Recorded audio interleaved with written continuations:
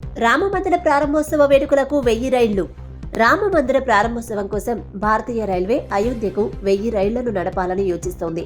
ప్రారంభోత్సవానికి ముందు జనవరి 19 నుండి రైళ్లు నడపబడతాయి. జనవరి 23వ తేదీ నుంచి శ్రీరాముని విగ్రహ ప్రతిష్ఠానంతరం ప్రజల సందర్శనార్థం ఆలయం తెరవబడుతుంది. అయోధ్య, ఢిల్లీ, ముంబై, చెన్నై, బెంగళూరు, పూణే, కోల్కతా, నాగపూర్, లక్నో మరియు జమ్మూతో సహా వివిధ నగరాలకు అనుసంధానించబడుతుంది. అయోధ్య స్టేషన్ అధిక రద్దీని తట్టుకునేందుకు ఏర్పాట్లు ముమ్మరం చేసింది. ఐఆర్సీటీసీ తీర్థయాత్ర సమయంలో 24 గంటలు క్యాటరింగ్ సేవలను అందిస్తుంది. సరయూ నదిపై ఎలక్ట్రిక్ కాటమరాన్ రైడ్ కొత్త ఆకర్షణగా నిలవనుంది. భారతీయ రైల్వే దేశంలోని వివిధ ప్రాంతాల నుండి అయోధ్యకు మొదటి 100 రోజుల్లో 1000 రైళ్లను నడపాలని యోచిస్తోంది. ఈ రైళ్ల కార్యకలాపాలు జనవరి 19 నుండి ప్రారంభమవుతాయి.